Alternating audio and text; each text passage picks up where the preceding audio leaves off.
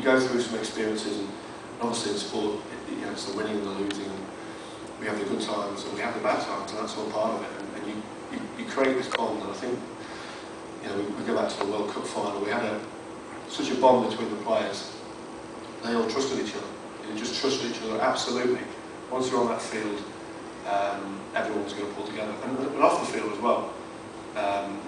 You know, you trusted that everyone was working as hard as they could do to get themselves in the best possible shape. And once you get out on the field, and you're playing a test match, and it can be quite intimidating. You know, you're in a training room, you know, deep under a stand like we are now. There's 70,000 people out there, you know, and they all want you to lose sometimes when you're away from home. You see the French, they're gone. We had them in a grid, and we squeezed the life out of them. They knew they'd been beaten as well. So when the final whistle went, you knew it was coming. In the World Cup final, because it was so close, it was so tense, and they'd come back twice from the dead to tie the game up with minutes, seconds to go. It was so important to get the game and actually finally finished off, you know, put that final nail in the coffin, final whistle goes. And I think the amazing thing to me, and people talk about what it was like afterwards, and I talked about the team thing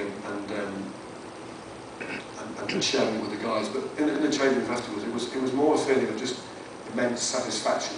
The guys weren't going crazy, they weren't dancing or jumping up and down. It was just a feeling of enjoying that immense satisfaction of what you've achieved with your teammates, against the odds, with all the pressure, all the expectation, in a country like Australia where they love nothing else other than for us to fail, for us to choke.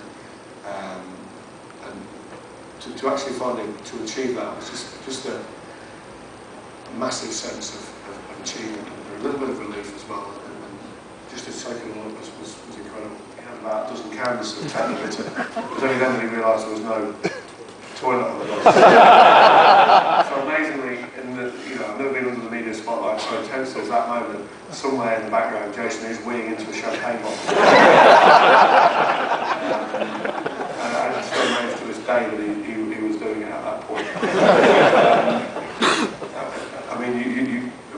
The actual best moment that probably beat actually winning the World Cup to me was going to the Palace, and as I say, it was a very long day, incredible day, and amazing scenes.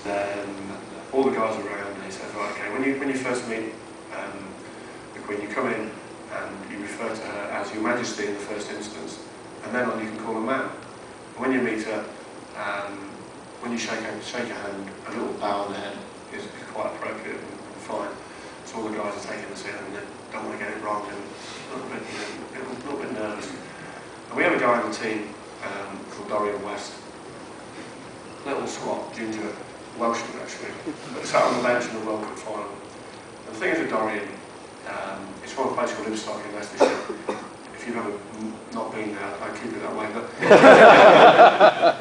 he's very much a working class hero in his own mind.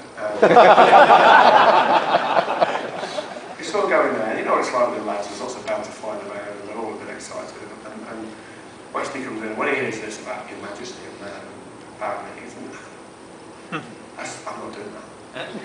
I'll pay tax. I'll pay my tax for this. I'm not doing that. I don't care if it's a Queen. I'm not doing that. So you sort of take it with a pinch of salt. But he keeps going on, as he does, and when the Queen finally comes into the room, it's quite a big moment, because you see she's quite small, but she's got a presence about her, and she comes in, and the corgis lead the way. The Queen comes in, and I have to introduce her to all the players. So I'm leading around, you know, this is Johnny Wilkinson, this is Lawrence Delaney, this is Dan Luger, this is Mike Tyndall. Might see them about a bit. And all the guys are looking at Westy to see what he's going to do. And the pressure is building, because we were in a sort of semicircle, and he's towards the end. And guys just meet the Queen, shake their hands, and they're all sort of looking, what's he going to do? What's he going to do to the Queen? And you could feel the sort of the tension in the room mounting. I could see him under pressure. And I have to do the actions, because what he finally did when he met the Queen was one of the most spineless things I've ever seen. He was the first man ever to curtsy.